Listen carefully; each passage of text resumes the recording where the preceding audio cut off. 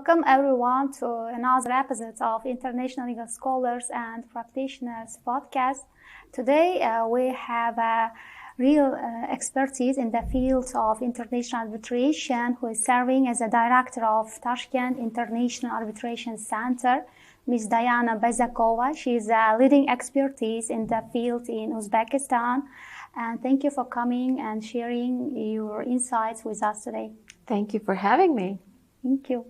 And with your permission, let me ask some questions to you regarding to your profession. Absolutely. And first question will be about the stages of development international arbitration in Uzbekistan. And are there any recognized necessity to develop the field of arbitration in our country prior to pursue the court proceedings? Well, with your permission, I would like to start answering your very relevant question by explaining the current state of affairs, so to say, in the field of arbitration in Uzbekistan. In my opinion, Uzbekistan has indeed made significant strides to put itself on the global map as an arbitration-friendly jurisdiction. There's a plethora of reforms, I always say that, since 2016, but I would like to emphasize those that are particularly relevant to the field of arbitration. And I also like to say that the reforms in the field of arbitration, they largely rest on three complementary pillars. The first being the adoption of the new law in 2021, which was modeled on UNCITRAL model law on international commercial arbitration. The second pillar being the establishment of the Tashkent International Arbitration Center in 2018. And third pillar being the supportive judiciary that we have in Uzbekistan that enforces foreign arbitral awards as well as domestic arbitration awards that are issued. And moving to the question about arbitration being some form of precondition to filing the case with the local courts, I think there's largely some form of misconception that exists in some of the jurisdictions. You don't need to go to arbitration prior to go to the court. These are two mutually exclusive dispute resolution avenues. So you either need to go to arbitration or you go to the court. So arbitration is not literally the precondition or some mandatory step before someone files the case with the court. And arbitration, for those of you who know it well, is a formal alternative to court litigation, unlike mediation, for example, where parties, they usually meet with the mediator, and yes, it is a structured process, but for example, in mediation, there's no arbitrator that delivers the final and binding arbitral award, right? Mm-hmm. Then in arbitration, usually, particularly when there's a sophisticated case, parties, they engage legal counsel. Parties may also engage some witnesses, some experts. There might be some cross-examinations. There might be some even transcription service providers that would sit and that would record the hearings that take place during arbitral proceedings. So there's really that formal alternative to court litigation when we speak about arbitration. But in arbitration, as you may know, parties may choose the arbitrator, parties may choose the language of arbitration, and parties may choose the law that governs the arbitral proceedings as well as the substance of the dispute. So these are essentially those distinguishing characteristics of arbitration over court litigation. Yeah, very interesting. Thank you for your answer. And my next question will be about the legal instruments which govern international legal arbitration field. Could you share in the both level, national, domestic arbitration and international arbitration? Absolutely, yes. And I've mentioned earlier that one of the pillars of the recent reforms in the field of Uzbekistan is the adoption of the new law on international commercial arbitration that was modeled on ancestral model law on international commercial arbitration. And I always like to say that ancestral model law has not been just drafted, but essentially crafted by renowned international legal experts in the field of international arbitration, and hence the name on the title of the law, they named as a model law international commercial arbitration, and this is now part of Uzbek law, of Uzbek legislation. In addition to that, we have for domestic arbitration, the 2016 law on domestic arbitration courts. And I would say there are largely two main differences. Of course, you have this model law, which is based on the international legal standards, so to say. And we also have the 2006 domestic arbitration courts law. And there are largely, as I said, two main differences. In international arbitration, parties may choose a foreign arbitrator. For domestic cases, for domestic arbitration proceedings, parties cannot choose foreign arbitrators. So these can only be Uzbek nationals. Mm-hmm. Then in international arbitration, parties may choose, for example, English law to govern their substantive as well as procedural issues. Whereas in domestic arbitration cases, according to 2006 domestic arbitration courts law, parties may only choose Uzbek law. So these are the two main differences. Largely, I would say there are obviously some other nuances, but these are largely the two main differences. And then, of course, those of you who study international arbitration, they may know that one of the main advantages of arbitration over court litigation is the fact or the right of the winning party to enforce its award in over 170 countries in the world under the New York Convention 1958 on enforcement, on recognition and enforcement of foreign arbitral awards. So these are the differences, and these are the international and domestic legal instruments that are available to the parties that arbitrate in Uzbekistan. Yes, thank you. And would you provide us with a comprehensive insights which is related to Tashkent International Arbitration Center about the structure and functions and international collaboration with your center, please? Absolutely, yes. The second pillar that I mentioned in the very beginning was the establishment of the Tashkent International Arbitration Center in November 2018.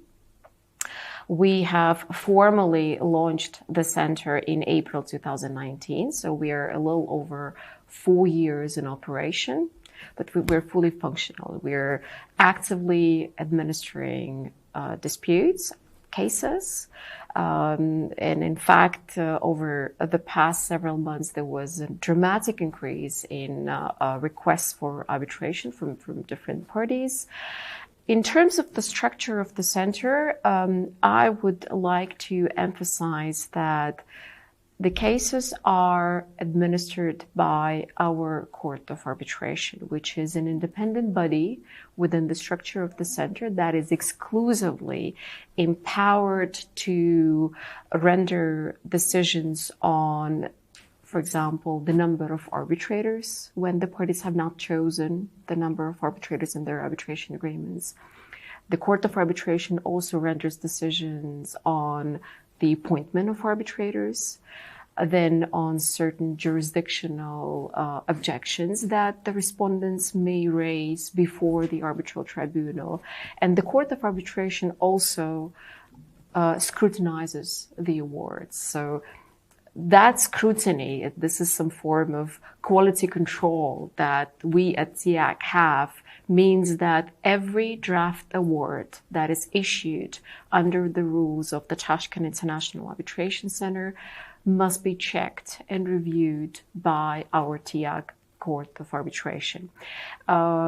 We usually meet with the Court of Arbitration on last Wednesday of each month. In fact, a few days ago, we've had the session. We've scrutinized 2 arbitral awards issued under the TIAC rules. So this is really one of those important functions that the TIAC court has under our operational framework. In addition to the TIAC court, we also have the supervisory board that actually selects the TIAC Court of Arbitration. So it's not the director or myself. It's not the Chamber of Commerce and Industry, although we're very grateful for their support throughout the operations. It's not the Chamber of Commerce. It's not the government of Uzbekistan directly or indirectly that exercises the decision-making powers under the TIAC rules. It's those 5 individuals that we have on our TIAC court that make those decisions, procedural decisions under the TIAC rules. And it's the TIAC supervisory board that selects the TIAC Court of Arbitration. So these are the 2 important bodies within the structure of the center that are essentially the trustees and the guardians of compliance with international best practices and international standards. Yeah, thank you. And the next question will be about the enforcement of the decisions which are rendered by your center. Are there any challenges? We haven't had a single challenge, or our awards have not been set aside. We hope that this practice will continue. And I think I would also like to point out in this connection that we in Uzbekistan have a very positive statistics when it comes to enforcement of foreign arbitral awards, as well as domestic arbitral awards as well. Yeah, so it is indeed very, very positive, and I think we're really ahead of many jurisdictions when it comes to statistics of enforcement.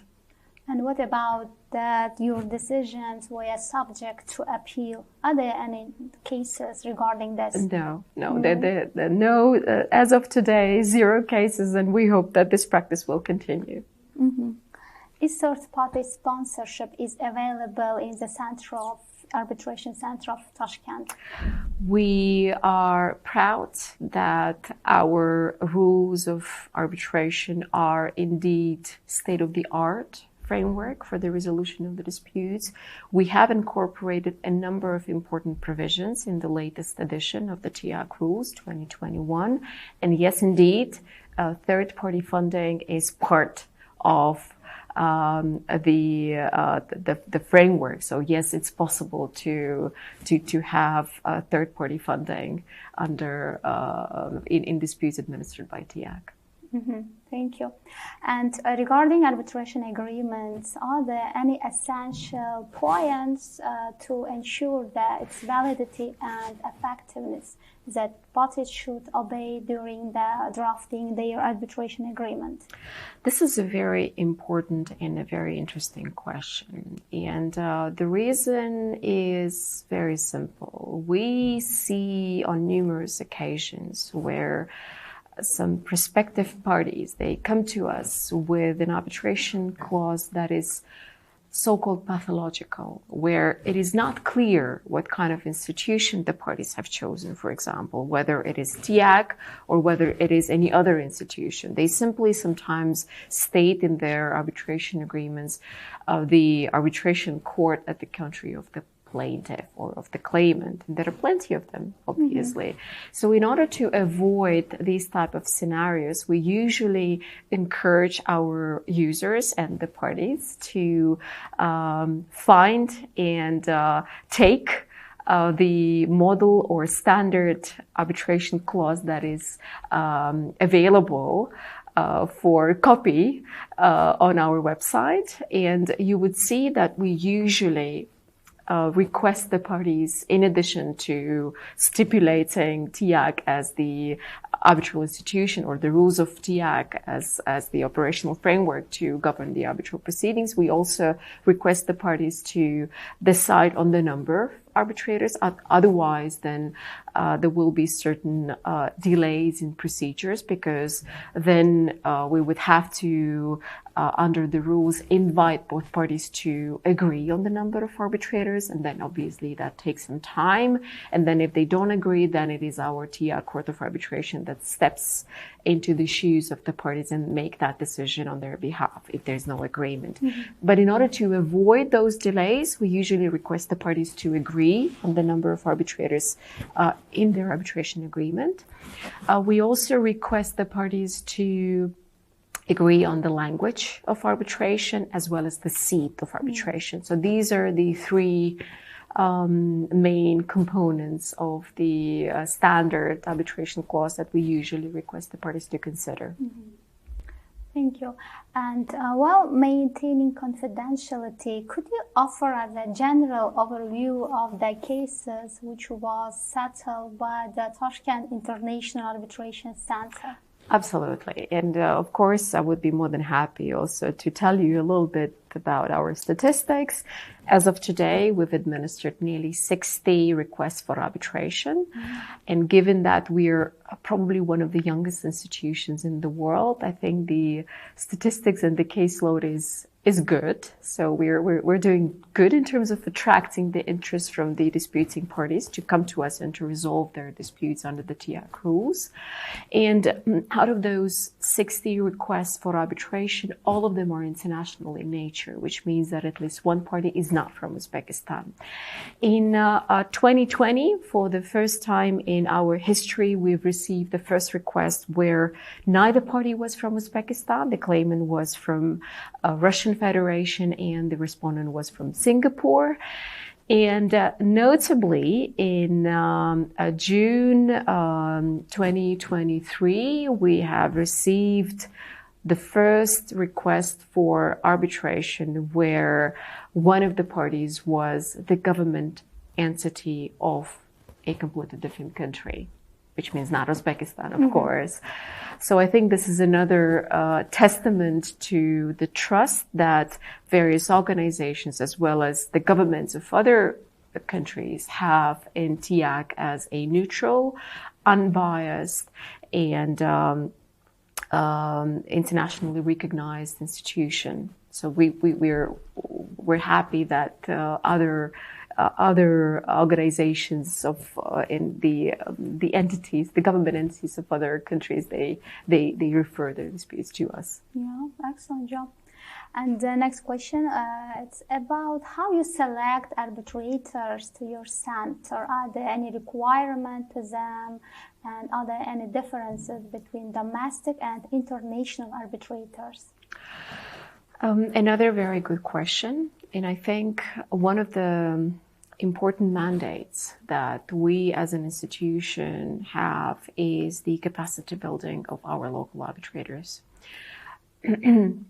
Currently, I think there's definitely room for improvement in terms of attracting and appointing local arbitrators in TIAC administered arbitrations.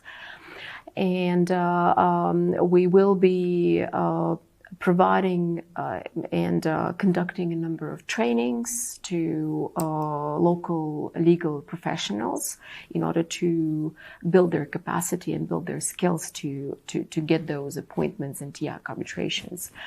And as of today, I would say that in the majority of our cases, we've had foreign arbitrators that sat on as either sole arbitrators or as in terms of the requirements how to get on a panel of arbitrators. We have the link on our website where prospective candidates can fill up the form, and then they would receive the list of those documents that they would need to submit. And two of these documents would be the sanitized versions of the arbitral awards that the prospective candidate has issued or has drafted. And if these are not available, then they can also submit sanitized versions or copies of any other procedural documents that he or she drafted in international arbitral proceedings. So by submitting the documents, they would initiate the procedure, and then we would internally select those candidates that would comply with our requirements, and then you would be able to see the list of those that have been already admitted on our website. Mm-hmm. Thank you very much, because many people are asking and interesting to be arbitrator in Tashkent International Arbitration Center. So you give me a very detailed answer. Thank you. And my last question regarding to arbitration procedure. What could you suggest, or what could you think about this, that arbitrators or other centers to be enforced their decision, they should obey the procedural rules, right? And what should they must adhere in the during of the arbitration procedure? Oh, well, obviously there are many nuances that a qualified arbitrator needs to take into account when sitting as a sole arbitrator, for example, or as a presiding arbitrator.